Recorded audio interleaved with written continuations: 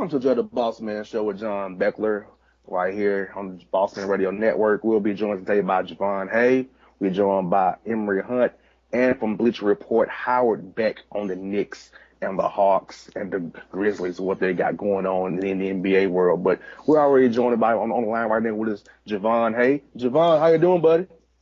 Good, man. How you about yourself? Everything's good on this end, Jovan. I mean, the big story today, man, is Tom Brady, Bill Belichick, and the Patriots deflate gate. For all years playing in the NFL, have you ever heard of quarterbacks purposely or the team deflating balls below the PSI level they're supposed to be to get an advantage like this? No, I never. This is the first time. This is the only time I've ever seen that was, you're in practice and the kicker's balls are a little different, than everyone else's. I mean, that's about it.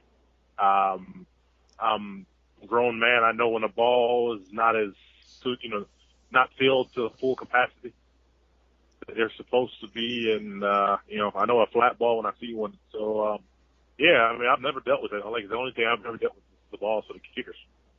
So Jovan, this is something that they would do. I'm assuming. I haven't read a whole lot about, the story in general. I just kind of took it at its face. But they would do this to increase the grip for the quarterback. I'm assuming that was the goal here. Yeah, I mean the grip is easier to carry. I mean, I've trust me, I've messed around with NFL and collegiate balls before, and you could tell, when one is much softer than the next, But that's like the equipment guys messing around them, trying to fill them up, trying to get them ready for practice. So you deal with those all the time. The last place you expect to have issues with the how hard or how soft the ball is actually in a game. I've dealt with that in practice all the time. Now, Jovan, how would they say to check the balls 24 hours before game time? So trying to say in between pre-game and the game start, you think the equipment guys actually deflated the balls for the Patriots, or they just swapped out balls after they was checked originally? Probably it had to. I don't know. It's either or. But clearly, according to, the guys, the refs who checked it, everything was where it was supposed to be. So between that point and the point of the game, somehow, maybe they got lost. And the way I look at it, I should explain to my wife, 11 out of 12, I wouldn't be surprised if that one ball that didn't get changed was the first ball that was actually used in the game. And that's why they weren't able to get a hold of it. Because, and then, that ball just made it right into rotation. I just don't see, I just don't see how and where, they could have brought in a whole new line of balls. But, that could have been a possibility. But I really think that, they might have gotten the hold of it and did what they did. I don't know who did it, though. No one knows. Well, from a player standpoint, Jovan, like what does that mean to you? Do you feel like it's an advantage in some significant way as an opposing player? Would you be put off by that, or is it something that you're like whatever, no big deal? I'm gonna tell you this: I played D-line. Really don't care if a ball is hard or soft. I really don't care. But when you look and you see, the Troy Aikmans of the world, and and some of these elite quarterbacks, and saying, hey, Steve Young saying there's a difference. They like their ball at a certain, I guess weight or size or or feel, or because a lot of times they'll even scrub the balls and all that to get them get the texture that they want from the ball. Every quarterback's different. So to have these perennial Pro Bowlers left and right saying, yeah, it is. There's a difference. There's a difference, and so I can't tell you that there's not. I don't deal with them. A quarterback knows a football probably better than he knows the back of his hand, and especially a future Hall of Famer knows exactly. It's like a cop and a gun. You don't think me that cop is not married to his firearm. He knows everything about his firearm. He knows everything about his firearm, just like Tom Brady knows everything about the football he messes with. So for him to say, hey, I didn't realize there was a difference. Yeah, right. Yeah, right. It's just like when I play pro ball, if there's a pebble in my shoe, I can't stand it. can't stand it if a pebble gets in my shoe. You know, I know what my foot is supposed to feel like in my shoe. I know what my hands are supposed to feel like in my gloves. A quarterback knows exactly how that football is supposed to feel. Exactly. And Jovan, and this is something that I've talked about on other shows I've been on this week, is, hey, with Spygate and now Deflategate, does this tarnish the Belichick-Brady legacy that there always was something like I'm trying to get over and cheating and scandal? So how do you feel about the Belichick-Brady legacy now with this still going on years later with them trying to get over on the league and cheat the league? I'm just impressed that whoever came up with Deflategate, that was it was pretty unique, you know, because I was like, wow, what are they going to come up with this time? And they just played it right off the Spygate, Deflategate, which is pretty impressive. But I don't know, it's just, you know, it's hard for me that, you know, you look at it that they haven't won a Super Bowl since, you know, Spygate, and now you have this, you know, floating over your head. I'm like, all right, you know, finally when you probably say, you know, they're getting over, you know, it's time to move on. And it makes me wonder now, how long have you guys been doing this? You know, did you do it against the Ravens? You know, like, I don't know. I don't know. It's hard. It's hard for me to sit here and say, you know, they're the class of the NFL. They're the, you know, everybody tried to model themselves off of the Patriots, and I'm like, no. You know, did that ball affect the overall outcome of this game? No. I mean, I think this coach just got rammed. They just got beat down. You know, as Stephen A. would say, they just got beat down.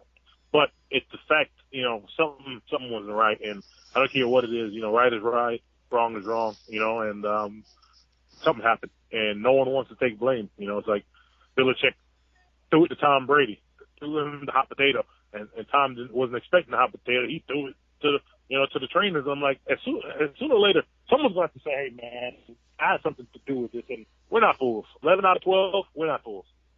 We're not fools. Well, and I think, I mean, part of me wants to say, at some point, Jovan, you know, the players still have to make the plays, regardless of, you know, whether or not you videotaped someone's practice, whether or not you manipulated the football in some way for however long of a period of time, unbeknownst to us. The players still need to make the plays. Now, the other part of me says that where there's smoke, there's fire. And I tend to agree with you when you pose the question, how long has this been going on, and what other stuff is there that we don't know about, you know? So from your perspective, you know, where do you come out of that? Is it kind of like, you know, when you face that franchise, are you saying in the back of your mind, well, I wonder what these guys are up to or trying to pull on us today? Yeah, it's just, you know, it's sad. It's just like how a baseball player, right? When that pitcher is pitching, and he has that the pitcher has that what's that little cream in his glove, and they find it out, they throw him out. Vaseline. Well, what are you going to say? Well, the batter still has to bat, still have to hit the ball. No, you have something illegal that you're not supposed to use. The balls are supposed to be at a certain weight, and they're supposed to be at a certain weight. You know, it's the fact that you didn't catch who did it, but it's hard for me to believe that no one knew about it. No one in that organization knew about it. Yeah, maybe Belichick didn't know about it, but no one else? No trainer, no nothing? You know, like, come on, man. I'm 32 years old. You know, them days are done. I've grown to get, you know, I've gathered a lot of common sense over the years. And, you know, a blind rat could see. You know, a blind rat could always get to the cheese, man. You know. Blind rat could always get to the cheese.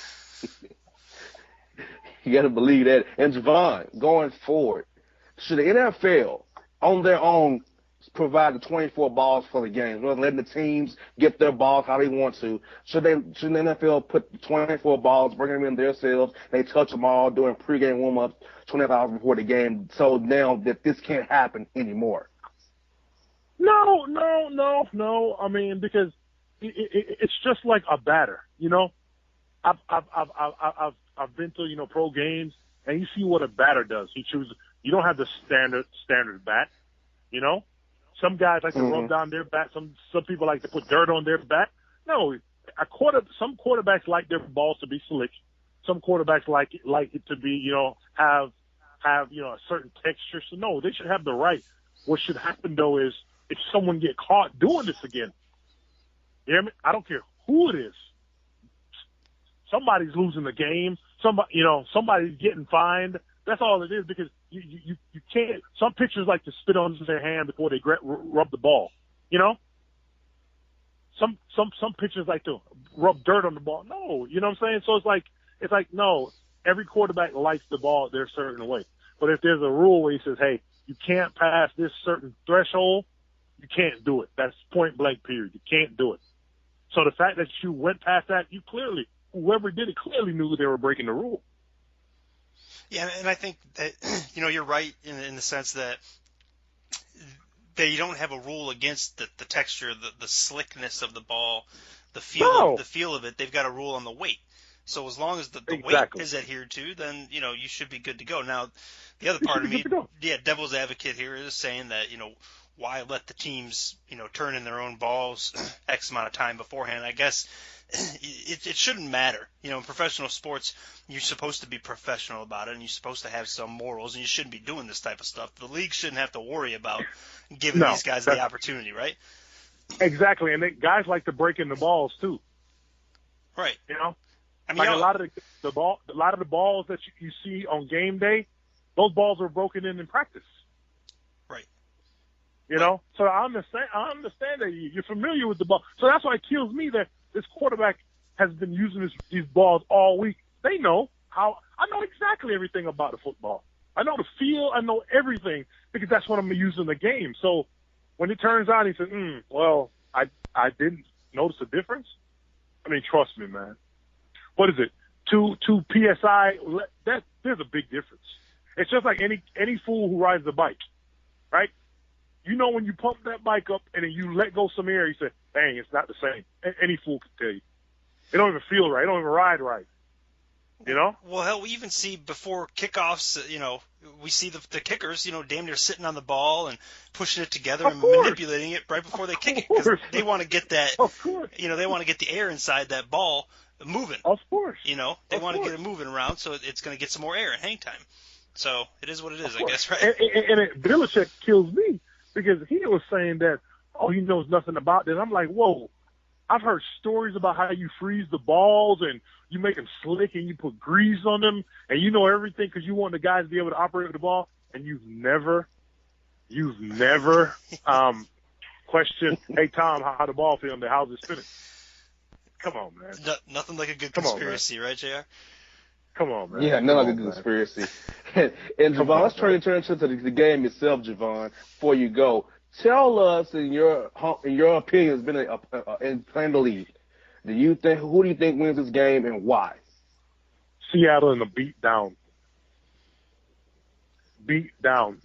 It may not be a beat down necessarily on the scoreboard like it was last year, but it's going to be a physical beat down.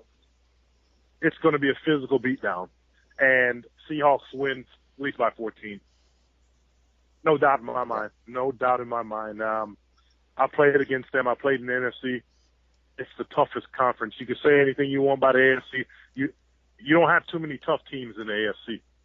You got your Pittsburghs, you got your Ravens. Yeah, that's about the Jets. They like to muck it up a little bit. I just don't think the Patriots have what it takes to get in a fist fight. It's Martin versus Tommy Hearns, man. That's how I see it.